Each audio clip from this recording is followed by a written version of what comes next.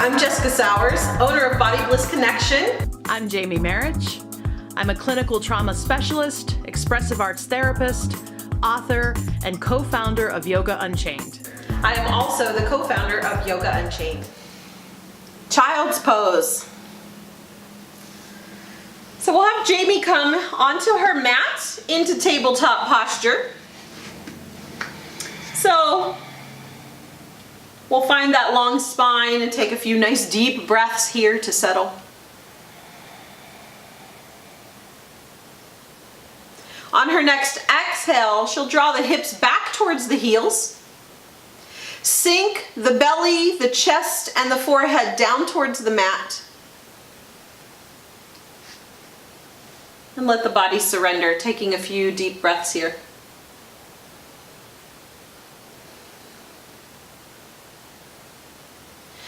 On her next inhale, she'll come back up to tabletop.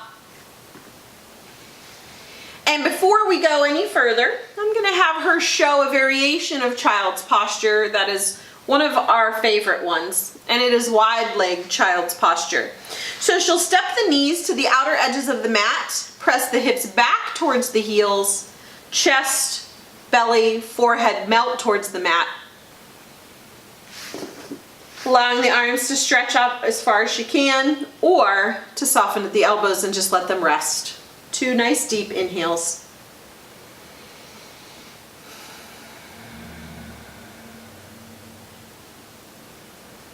And I think if I give her any more time, she's going to fall asleep. So, we'll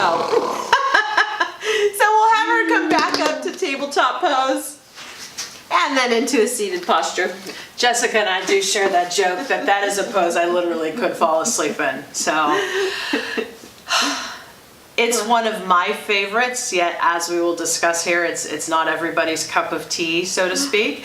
How does child's pose make you feel? I hate that posture. I'm curious to know, this is important for people listening to us to know that certain poses that others just adore, people even of similar body types may not like. So what's your experience with child's pose? I feel claustrophobic in that posture massively. It's not even about any stretching or activity in the body.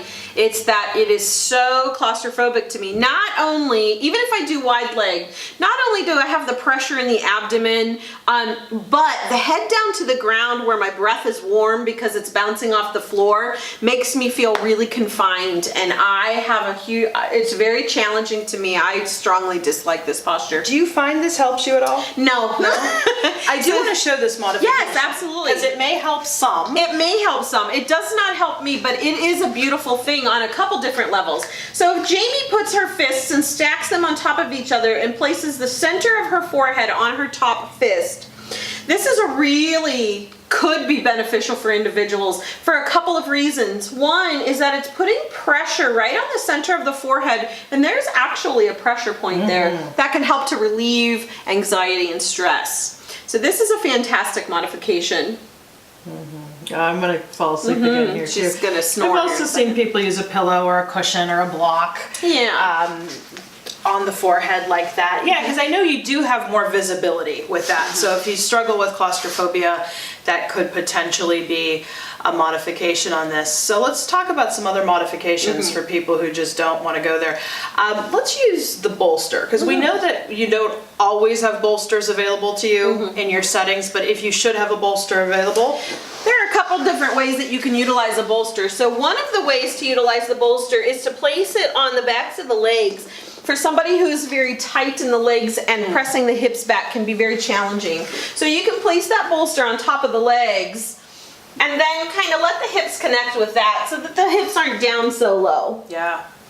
So that's one way. And then the other way to utilize the bolster is to allow it to come in front of the body and slide that bolster deep down into the inner legs there where the knees can touch it, and just surrender over that bolster, creating a little extra space for breath. I do find what helps me in this posture, if I have a really large bolster where it keeps my head several inches off of the ground and I can look up and around, that tends to help me a little bit enjoy this posture a little more. And I find that folks who do tend to be a little top heavy for whatever reason, this may give you a little extra support in that type of pose. So other modifications, I know you do like a seated one where you can get some of the benefit. You can sit into this posture and just have the knees bent, even have the wide-legged theory going on here, and just surrender down over top of those. I don't love this one either, but it's so much better for me without feeling quite so claustrophobic in that posture. And I think just for the sake of talking about options, I really can't demo this one because of my body type. I know I did the wide-legged one, I did kind of a moderate one, but I have seen students put their legs even closer together and have brought the arms back. Yeah, so kind of wrapping the arms around the body, which is challenging for me as well. But just kind of letting the forehead rest onto the mat and then wrapping the arms around.